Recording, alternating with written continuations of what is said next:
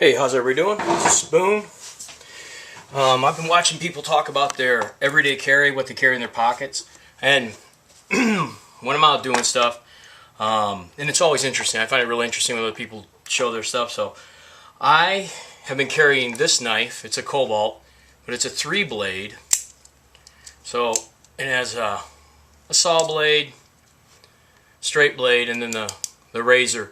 I use the razor blade the most. Cutting sheetrock, cutting cardboard, doing whatever I need to do when I'm doing basic projects. That one has come in really handy. Saw blade, I've actually, because I am an electrician by trade. I teach high school, but sometimes I go in and help people with their homes and stuff. With that little tanto on the front of it, it makes it easy to get in there, and I can always cut some stuff out. And I've used this quite a bit actually, helping people put in old work boxes and stuff so that they could update their electrical. And then my straight blade I use all the time. I even use it for whittling sometimes when I'm bored. I always carry a Sharpie of some kind. Just right now I happen to be carrying one of the Milwaukee ink saws because I always need to mark something whenever I'm doing anything, whether I'm working in my shop, I'm working at somebody's house, or my wife wants me to do something for the planter garden that she has going. And that's a really nice little garden she has going.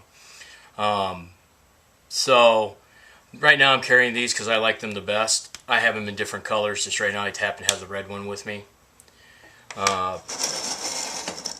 So that's what I'm carrying there. Now, one of the things I've been carrying the longest, this I probably have for 7 years about.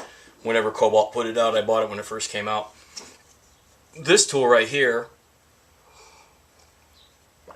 pardon me, need a little caffeine, was made by Southwire. I haven't seen them around anymore made by Southwire, but it's a Sparky's multi-tool. It has wire strippers. It even has a cable knife on it for cutting cable. It has, let me get them out. I don't use these that much because I use that pocket knife over there, but it has a saw blade, a multi-blade there, flat tip. It has a smaller flat tip in there, if I can get it out. Because like I said, I do not use, other than a cable knife, I don't use most of this very often. That's gnarly. And kids, don't do this at home. Don't use your knife as a pry bar. And then it's got a smaller one on the side. It works out pretty nice. Over here there's a file. Phillips. I use the Phillips a lot. And then I never even know what this tool is. Never used it for anything. It looks like it's supposed to be some kind of punch down, but I would no way I'd ever try to punch down any data cable or anything with it. And then it has a straight blade or saw blade. So, and on this, on the side, when you lock them out, it has a little tab here you pull down, locks them back in. These things have been abused. I loan them to students sometime in my lab, sometimes in the lab when we're working, because if they can't find a pair of wire strippers, which I have like 40 in that lab, I'll loan it to them, like just pull out my pocket so I can do it right there and give it back to me. This thing has come back to me so beat up, I've had to file it, clean it up. It's been twisted. I don't even want to try to redo the way it was. It's been twisted all the way through, like these two ends on opposite sides of where they're supposed to be. Over time, you see how it has, I don't know if you can see it that well the way I got this camera set up. These are the Holden screws that came with it. Well, I started losing the bottom ones, so what I did is I just took and grabbed I think they're 632s, put them through, put a nut on them, cut them down, and then hit it with my flux welder and just tack the ends of them so the nuts can't come off anymore, even if they do come loose. And but this has been a really handy tool. I would love it if Klein would make something like this, that's like this, like a multi-tool like this. I know they have their other multi-tools, and I probably have one or two of them around here somewhere. But this one I carry the most because it has just been the most effective for me. And recently, because I've been running into where I actually need a pair of needle nose when I'm doing things, I got this Leatherman Wingman. I've never had a problem with Leatherman. Leatherman's always been great. They just never make anything for electricians like I'd like. But the Leatherman's always been great. I think I lost my last Leatherman like 15 years ago, and I never got another one because just because I was doing other things, and I was working mainly at that time. I was working in the trade, so I was on construction sites. So the Leatherman wasn't that important. I think I dropped it off the side of a building when I was working. That's where it went because I was wearing it on my hip, and I usually don't wear things on my hip. But the Wingman's nice, and these have been around for a while. But it has a Phillips and a flat, and it has bottle opener. Gotta love every one of these things has a bottle opener of some sort, a file, and then this curved blade. When I look at it, it's for cutting seat belts. That's what I see it as. Someone told me it was also for cutting boxes. I can also see how in small game it could be used for to help get in there and start gutting initially, so that you're not sticking your blade into their guts. And I don't recommend that to anyone, because if you bust that gut sack, then you got issues.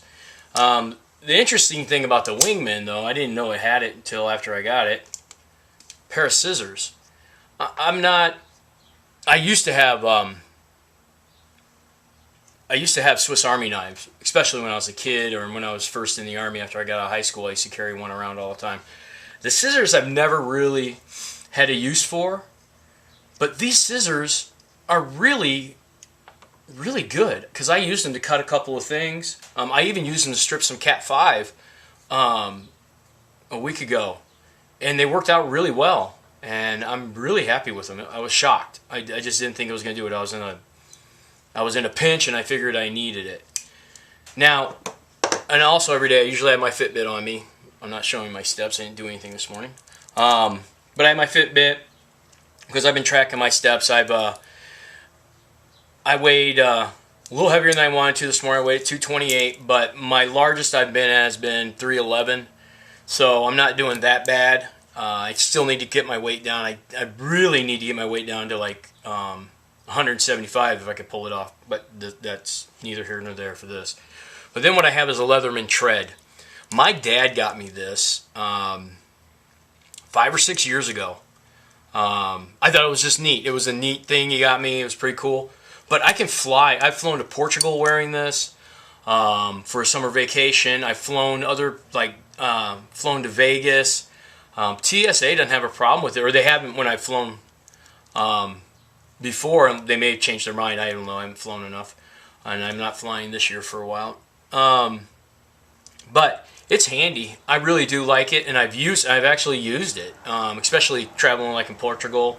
When I wanted one of our pieces of luggage was giving us an issue, just got in there, pulled out one of those little flat tips, and used it. At the high school sometimes, tightening up a chair, it's easier just to go and I have this on me, it's easier just to tighten up the chair or something for the kids instead of going to my shop looking for a tool. And the thing with my shop is that all the tools are out for the kids to use at the high school. So kids don't like to clean their rooms. They don't like to do anything cleaning the shop.